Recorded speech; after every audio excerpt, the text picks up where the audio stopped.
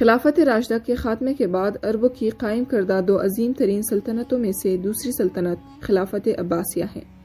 خاندان عباسیہ کے دو بھائیوں الصفا اور ابو جعفر المنصور نے خلافت قائم کی، جس کا قیام 750 عیسوی یعنی 132 ہجری میں عمل میں آیا اور 1258 عیسوی یا 656 ہجری میں اس کا خاتمہ ہو گیا۔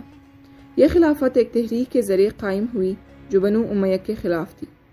تحریک نے ایک عرصے تک اپنے مقاصد کے حصول کے لیے جدوجہد کی اور بالآخر بنو امیہ کو شکست دینے کے بعد برسر اقتدار آ گئی۔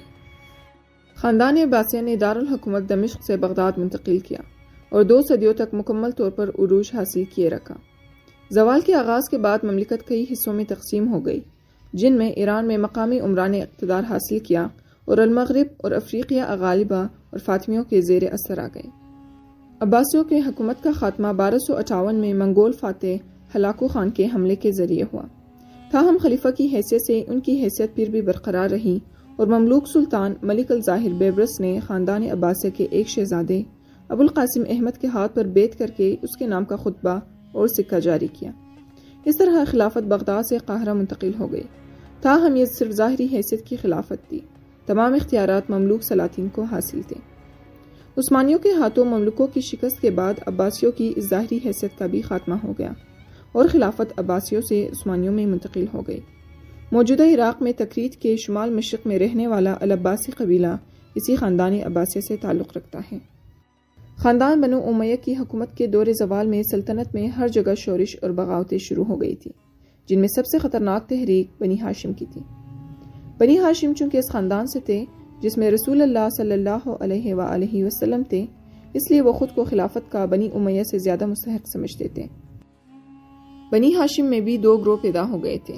ایک وہ گروہ جو حضرت علی علیہ السلام اور ان کے بعد ان کی اولاد کو خلافت کا حقدار سمجھتا تھا۔ یہ گروہ شیعان علی کا طرفدار کہلاتا تھا۔ بعد میں اسی گروہ میں سے کچھ لوگوں نے شیعہ فرقے کی شکل اختیار کر لی اور وہ اثنا عشری کہلائے۔ دوسرا گروہ رسول اللہ صلی اللہ علیہ وآلہ وسلم کے چچا حضرت عباس کی اولاد کو خلافت دلانا چاہتا تھا۔ شروع میں دونوں گروہوں نے مل کر بنو امیہ کی حکومت کے خلاف بغاوتیں کی، لیکن بعد میں عباسی گروہ غالب آ گیا۔ بنو عباس کی دعوت عمر بن عبدالعزیز کے زمانے میں ہی شروع ہو گئی تھی۔ حشام کے دور میں اس نے سند حاصل کر لی۔ امام حسین علیہ السلام کی شہادت کے بعد شیعان علی نے منصب امامت امام کے صاحبزادے حضرت زین العابدین کو پیش کیا، لیکن جب انہوں نے قبول نہیں کیا تو شیعوں نے حضرت علی کے غیر فاطمی فرزند محمد بن حنفیہ کو امام بنا لیا اور اس طرح امامت کا منصب اہل بیت نبوی سے علوی شاخ میں منتقل ہو گیا۔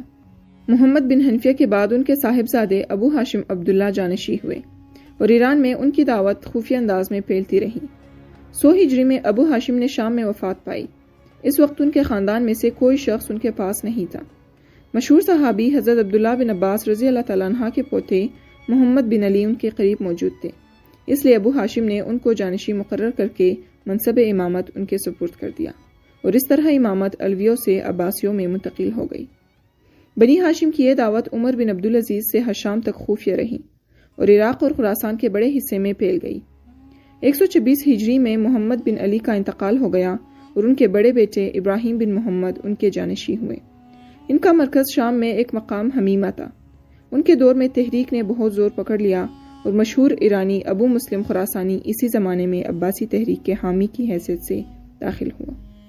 اس نے ایک طرف عربوں کو آپس میں لڑایا اور دوسری طرف ایرانیوں کو عربوں کے خلاف ابھارا۔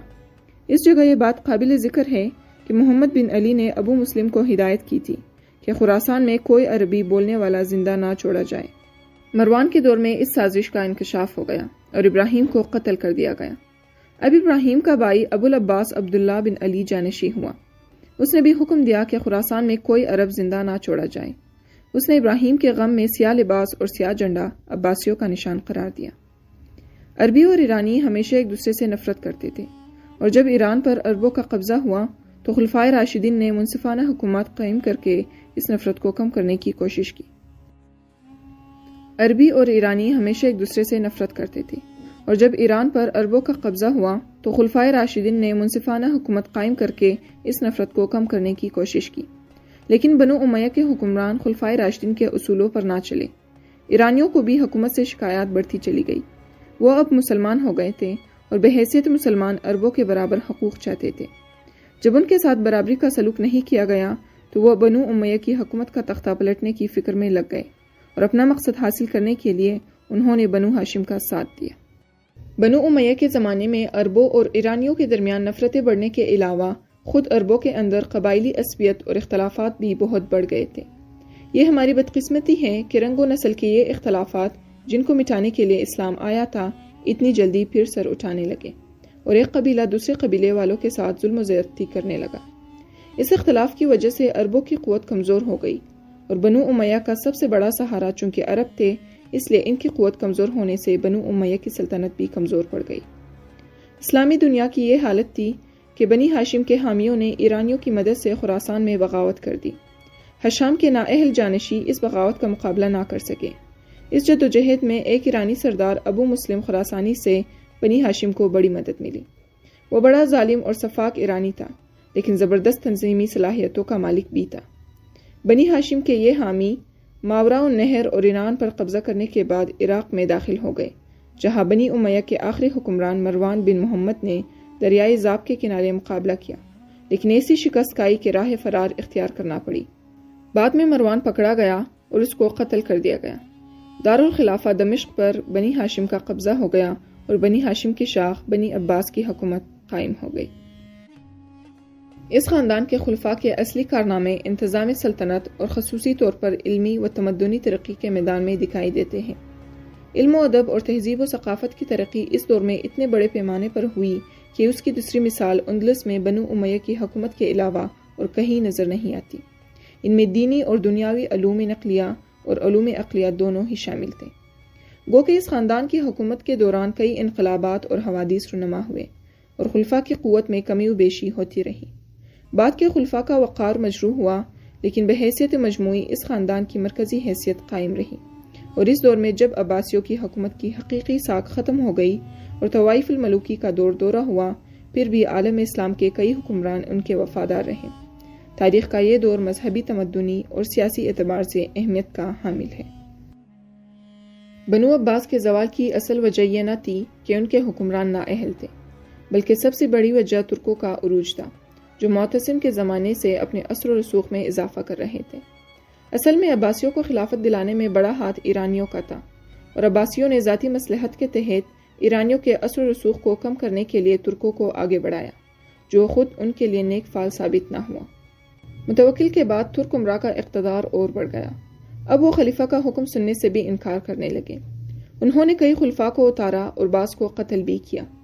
اس طرح ترکوں نے مرکزی حکومت کو کمزور تو کر دیا لیکن خود کوئی مضبوط حکومت قائم نہ کر سکے، اور اس صورتحال میں کئی مقامی امراء نے اپنے اپنے علاقوں میں خود مختار حکومتیں قائم کر لی، جن میں قابل ذکر بنو بویا، سامانی اور فاطمی حکومتیں ہیں۔ زوال کے دور میں قرامطہ کا فتنہ بھی رونما ہوا، جنہوں نے 50 سال تک جنوبی عراق اور شام میں ظلم و ستم اور لوٹ مار کا سلسلہ جاری رکھا۔ دور زوال کے اچھے حکمرانوں میں قابل ذکر محتدی تھا، جس نے خلافت کو زیادہ سے زیادہ اسلامی رنگ دینے کی کوشش کی، اور اسی کوشش کے نتیجے میں ترکوں اور اسلامی پابندیوں سے نالا شاہی حکام اور امراء کی سازشوں کا نشانہ بن کر ترکوں کے ہاتھوں قتل ہو گیا۔ اس دور میں سب سے زیادہ خدمات انجام دینے کے حوالے سے قابل ذکر معتضد ہے، جو معتمد کے بعد خلافت پر بیٹھا۔ اس نے ترکوں کا زور توڑا اور ایک وسیع علاقے پر دوبارہ امن و امان قائم کر دیا۔ حکمرانوں کی عیش پرستی، نااہلی اور امراء کی خودسری اور اخلاقی زوال کے نتیجے میں خلافت کی حدود پھر گھٹنا شروع ہو گئی، اور بالآخر بنو بویا کے ایک حکمران معز الدولہ نے بغداد پر قبضہ کر لیا۔ عباسی خاندان بویہی قبضے سے سلجوقیوں کے زیر اثر آ گیا۔ یہ حالت 200 سال تک رہی۔ اس کے بعد عباسی خلفاء پھر آزاد ہو گئے، لیکن ان کی حکومت عراق تک محدود رہی اور مزید 100-125 سال قائم رہنے کے بعد تاتاریوں کے ہاتھوں ختم ہو گئی۔ اس میں شک نہیں کہ بعد کے عباسی حکمرانوں نے اسلامی اقدار کے فروغ کے لیے کام کیا، اسلامی قانون کے نفاذ میں دلچسپی لی، لیکن اس حکومت کے بھی بنیادی خرابی یہی تھی کہ وہ ملوکیت تھی۔ ان کے ہاتھوں جو انقلاب ہوا اس سے صرف حکمران ہی بدلے، طرز حکومت نہ بدلا۔ انہوں نے اموی دور کی کسی ایک خرابی کو بھی دور نہ کیا، بلکہ ان تمام تغیرات کو جو کا تو برقرار رکھا جو خلافت راشدہ کے بعد ملوکیت کے آ جانے سے اسلامی نظام میں رونما ہوئے۔ بادشاہی کا طرز وہی رہا جو بنو امیہ نے اختیار کیا۔ فرق صرف یہ ہوا کہ بنی امیہ کے لیے قسطنطینیہ کے قیصر نمونہ تھے، تو عباسی خلفاء کے لیے ایران کے کسریٰ۔